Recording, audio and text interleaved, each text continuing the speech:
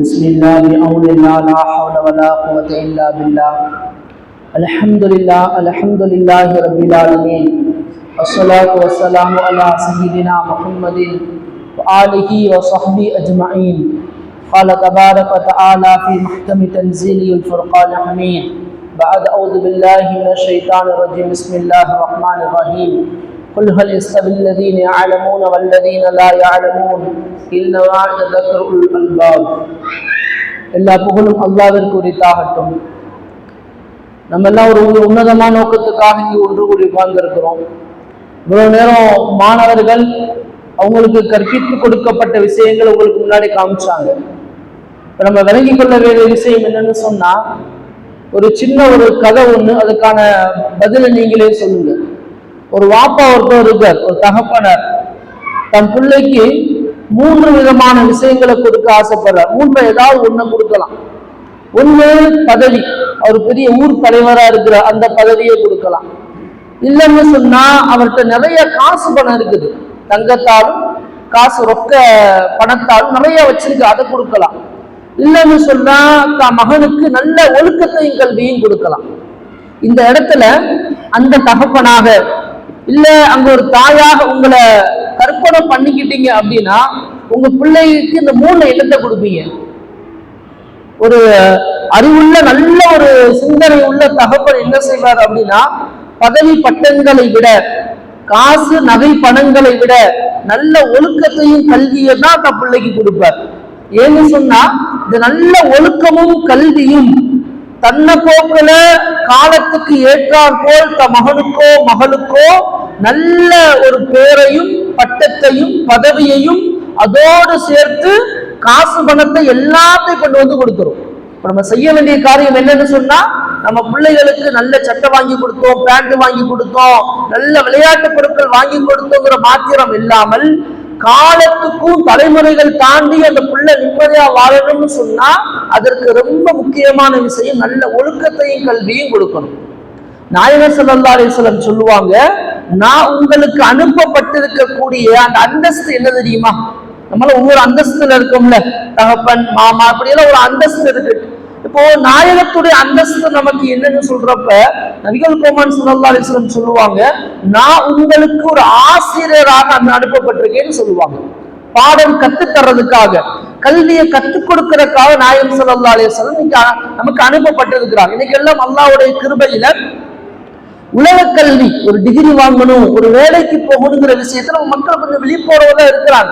எப்படியாவது கடன் உடனே வாங்கியாவது பல ஸ்கூல்ல சேர்த்து படிக்க வைக்கிறோம். பெண் பிள்ளைய கூட பல கிலோமீட்டர் தூரத்துல போய் சென்று படிச்சுட்டுவான அனுப்பி வைக்க, இப்படி எல்லாம் அதுக்கு முக்கியத்துவம் கொடுக்கிறோம். ஆனா இங்க நல்லா ஒரு விஷயத்தை கருத்துல கொள்ளணும். என்னன்னு சொன்னா, இப்போ கல்வியில எது முக்கியமான கல்வி?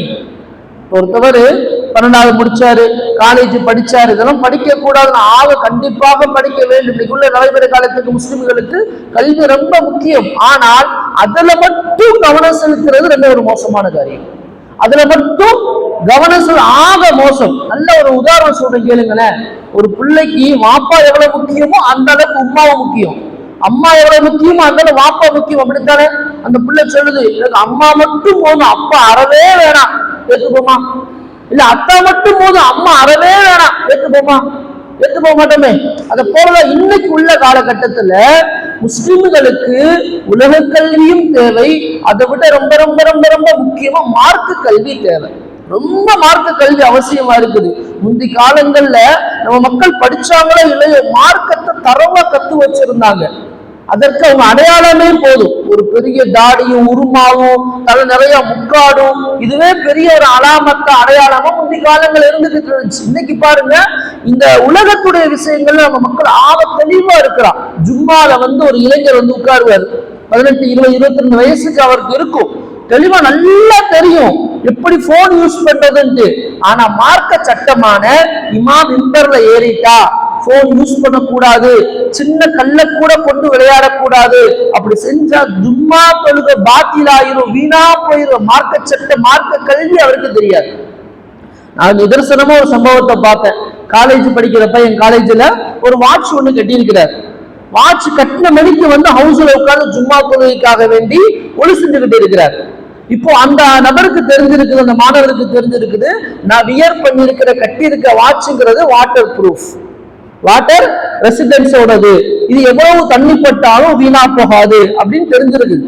இந்த உலகத்துடைய நாலேஜ் அவருக்கு நல்ல பக்காவா இருக்குது. ஆனா அவருக்கு என்ன தெரியல, கையில வாட்சி கட்டி இருக்கிறோமே, ஒளி செஞ்சுக்கிட்டு இருக்கிறோமே, வாட்சி கட்டின இடத்துக்கு கீழே கையில உள்ள தோலுல தண்ணி படாது, தண்ணி படாட்டினா தோல் ஒழுக்கூடாது, ஒழுக்கூடாட்டினா தொழுக கூடாது, நம்ம வந்திருக்க தொழுக ஜும்மாவாச்சு, ஜும்மா வீணா போயிருமே, அந்த அறிவு இல்லாம போச்சு. புரியுதுங்களா? உலகத்துல எவ்வளவோ மேலோங்கி வந்துட்டோம், மறுபக்கம் மார்க்கத்துல மேலோங்கி வரதை விட்டுக்கிட்டே இருக்கிறோமா இல்லையா? புரியுதுங்களா அந்த சொல்லக்கூடிய விஷயம்?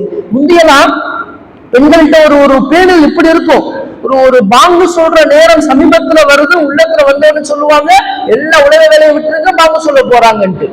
அந்த காலம் மாறி பாங்கு சொல்றாங்க, போனை எடுத்து உள்ளவை, அந்த காலம் வந்துருச்சு. அடுத்து உள்ள மாறி எப்படி வந்துட்டோம்னா, பாங்கு சொல்லி முடிக்கிறதுக்கு முன்னாடியாவது போனை வச்சிரு அப்படிங்கிற மாதிரி வந்துருச்சு. அதையும் தான் இன்னைக்கு நமக்குள்ள என்ன சிந்தனை இருக்குன்னா, பாங்கு 5 டைம் சொல்லிக்கிட்டே இருப்பாங்க, அவங்களுக்கு ஒரு வேலை கிடையாது, அதுக்கு நான் யூஸ் பண்ணாம இருக்க முடியுமா? இப்படியெல்லாம் மார்க்கத்தை ஒதுக்கி தள்ளிக்கிட்டே இருக்கிறோம். நல்ல பேண்ட் வாங்கி போடணும், ஃபேஷனாக பேண்ட் வாங்கி போடணுங்க அறிவு மக்களுக்கு இருக்குது. ஆனா வாங்கி போற பேண்ட் கிழிஞ்சு இருக்குது, ஒட்டிக்கு மேல கிழிஞ்சு அவுரத்தை மறைச்சிருக்கணுமே தெரியல. இன்னைக்கு இளைஞர்களுக்கு தெரியல. அதே போல பெண்கள் ஆடை வாங்கி போடுறாங்க, ஆக மெல்லினமா சன்னமா இருக்குது. நாயகம் ஸல்லல்லாஹு அலைஹி வஸல்லம் சொன்னாங்க, பின்னாடி காலத்துல ஒரு கூட்டத்து பெண்கள் வருவாங்க, காசியாத்துன் ஆரியாத்துன் மாயிலாத்துன் முமீலாத்துன், அவங்க ஆடைகள் எல்லாம் ரொம்ப லேசா இருக்கும், உடல் கனபாரி உணவங்களை வெளியில தெரியும். நாயகம் சொன்ன சமயத்துல இந்த சஹாபாக்கள்ல பின்னாடி ஒரு பேச்சு வருமா, என்னன்னு சொன்னா, நாயகம் இங்க பாருங்க, நாங்கெல்லாம் ஆடை போட்டிருக்கோம், ட்ரெஸ் போட்டிருக்கோம் பாருங்க, ஆனா எங்களுடைய உடல் உறுப்புகள் தெரியல பாத்தீங்களா? ட்ரெஸ் போட்டு மறைச்சுதானே இருக்கு, பின்னாடி வந்தா மட்டும் எப்படி, பின்னாடி வர மக்களுக்கு மட்டும் எப்படி அந்த உடல் அமைப்புகள் தெரியும்னு கேட்பாங்க. நாயகம் ஸல்லல்லாஹு அலைஹி சொல்லுவாங்க, அவங்க ரொம்ப மெல்லிய ஆடைகள் போட்டிருப்பாங்க, ரெண்டாவது இறுக்கமான ஆடைகள் போட்டு இருப்பாங்க. இதனால என்ன ஆகும், உடல் கனப்பரிமாணங்கள் வெளியில தெரியும். இன்னைக்கு நம்மளோட சிந்தனை என்ன, உலகத்துடைய பார்வைக்கு அடிப்படை ரொம்ப அழகா தெரியணும், ரொம்ப மினுக்கா மெட்டா இருக்கணும். ஆனா என் மார்க்கம் என்ன சொல்லுது, அந்த அறிவு இல்ல. என் தீன் என்ன சொல்லுது, அந்த அறிவு இல்ல. என் கூட பாதுகாப்புக்கு மலக்குமார கூட இருப்பாங்களே, இப்படி அரைகுறை ஆடை போட்டிருந்தா மலக்கு உடம்புல இருப்பாங்க, வெளியில போயிடுவாங்க, அந்த சிந்தனை இன்னைக்கு இல்ல. இப்படியாக மார்க்கத்தோட நாலேஜ் இல்லாம நீங்க வளர்ந்துகிட்டே இருக்கு. இது எங்க போய் முடியும் தெரியுங்களா? எங்க போய் முடியும் தெரியுமா? ஒரு குடும்பத்துல ஒரு தலாக்குல போய் முடியும். இல்லைன்னு சொன்னா இஸ்லாத்தை விட்டு வெளியில போய் விழுகிற நிலையில போய் முடியும். ஒரு ஆணா இருந்தாரு சொன்னா அவர் குடிகாரரா போய் மாறுறதுக்கு வாய்ப்புகள் அதிகமா உண்டு. ஒரு சூதாட்டத்துல போய் மாட்டிக்கிறதுக்கு வாய்ப்புகள் அதிகமா இருக்குது. இல்லைன்னு சொன்னா ஆக மிகப்பெரிய ஒரு சோடையாக, பொறுபோக்கு உள்ளவனாக, ஒரு விதமான உழைப்புக்கு தகுதி இல்லாதவனா போறதுக்கு வாய்ப்பு இருக்குது. அப்போ முழுக்க நமக்கு என்ன வேணும்னு சொன்னா, இந்த மார்க்கத்தை தெள்ள தெளிவாக பிள்ளைகளுக்கு விளங்க வைக்கணும், கொடுத்துறணும். நாயகம் தானே சொல்லுவாங்க, ஒரு வாப்பா தம் பிள்ளைக்கு கொடுக்கிறதுல ஆக கண்ணியமான கிஃப்ட் என்ன தெரியுமா? என்னங்க கண்ணியமான கிஃப்ட்? நல்ல ஒழுக்கமும் நல்ல கல்வின்னு சொல்லுவாங்க. இங்க சின்ன ஒரு உதாரணம் மட்டும் சொல்லி நான் முடிக்கிறேன். நபிகள் நாயகம் ஸல்லல்லாஹு அலைஹி வஸல்லம் எந்த அளவுக்கு முக்கியத்துவம் கொடுத்தாங்கன்னா, பத்ர் போர்ல தன்னை கொல்ல வந்த இஸ்லாமிய மக்களை கொல்ல வந்த எதிரிகள்கிட்ட கூட சொல்லுவாங்க, நீங்க கல்வி அறிவில்லாத, படிக்க எழுத தெரியாத முஸ்லிம்களுக்கு நீங்க கத்துக் கொடுத்துட்டு உரிமை வாங்கிட்டு போயிருங்க அப்படின்னு சொல்லுவாங்க. அந்த அளவுக்கு கல்விக்கு முக்கியத்துவம் கொடுப்பாங்க. அல்லாஹ் சொல்லுவான், படிச்ச ஒரு ஆளும் அறிந்தவனும் அறியாதவனும் ஒரு காலமும் சரிசமமாகவே முடியாது. அப்போ நம்ம பிள்ளைகளுக்கு என்னங்க கொடுக்கணும்? பதவி பட்டத்தை விட, கோடி 100 பவுன் நகையை விட, லட்சம் ரூபாய் கோடி ரூபாய் காசை விட கல்வியை ஒழுக்கத்தையும் கொடுத்துட்டீங்கன்னா காலத்துக்கு கவலைப்பட தேவையில்ல. நீங்க குளிக்கு போறப்ப கூட சந்தோஷமா போலாம். குளிக்கு போறப்ப கூட என் முன்ன அவரை பொழைச்சுக்கிறீங்க, ஏன் நல்ல கல்வியை கூட நல்ல ஒழுக்க நெஞ்சிரும்பி சொல்லிட்டு போலாம். அந்த அளவுக்கு முக்கியம். சின்ன உதாரணம், ஒரு நபருடைய பேரு அப்துல்லான்னு இருக்கு. அப்துல்லாவுக்கு முன்னாடி எம்ங்கிற இனிஷியல் இருக்குங்க. அப்துல்லாங்கிற பேருக்கு பின்னாடி பல பட்டங்கள் படிச்சு வச்சிருக்கிறார். பிகாம் படிச்சிருக்காரு, எம்காம் படிச்சிருக்காரு, எம்பில் இப்படி இருக்குது. இந்த ரெண்டுல இந்த பேருக்கு முன்னாடி உள்ள இனிஷியலும் பேருக்கு பின்னாடி உள்ள டிகிரி இருக்கு பாத்தீங்களா, இது எதுங்க ஆக முக்கியம்? இது ரொம்ப முக்கியம். இனிஷியலா டிகிரியா? இனிஷியல் ரொம்ப முக்கியம். இனிஷியல் இல்லைன்னு சொன்னா பிறப்பே கேள்விக்குறியாயிரும். ஆனா டிகிரி இல்லைன்னு சொன்னா ஏதோ ஒண்ணு செஞ்சு வாங்கிட்டு போயிடலாம்.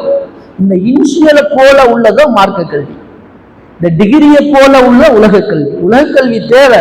அசத்தை எடுத்துக்கிட்டீங்கன்னா அவங்க MBA முடிச்சிருக்கிறாங்க, நான் ஜமால ப்ரொஃபஸரா இருக்கேன், MA MPhil PhD பண்ணிக்கிட்டு இருக்கேன். இப்ப எல்லாரும் படிச்சவங்க தான். படிப்பு வேணான்னு சொல்ல, படிப்புக்கு மாத்திரம் முக்கியத்துவம் கொடுத்துட்டு மார்க்கத்தை மறந்து வாழ்றோம் தெரியுங்களா?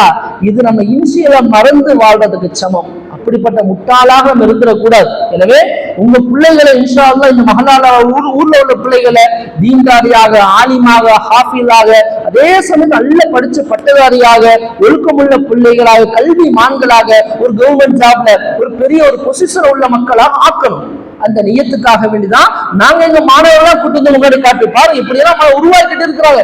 நீங்களும் உங்க ஊரு பிள்ளைகளை உருவாக்குங்க, பெரிய ஹாஃபிலா உருவாக்குங்க, ஆலிமா உருவாக்குங்க, பட்டதாரியா உருவாக்குங்க, பெரிய கவர்மெண்ட் போஸ்டிங்ல போய் உட்காரட்டும். இதெல்லாம் தேவை.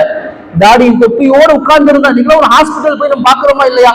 ஒரு ஹாஸ்பிட்டலுக்கு போன உடனே இந்த டாக்டர் நேம் போர்டு இருக்கும், இதுல ஏதாவது முஸ்லீம் டாக்டர் இருப்பாரா பார்த்துக்கிட்டே வரும். ஒரு முஸ்லீம் பேரை பார்த்துட்டோம்னா அப்பாடா நம்மால் ஒருத்தர் உள்ள இருக்கார், அவர்கிட்ட போய் கேட்டுக்கலாம்.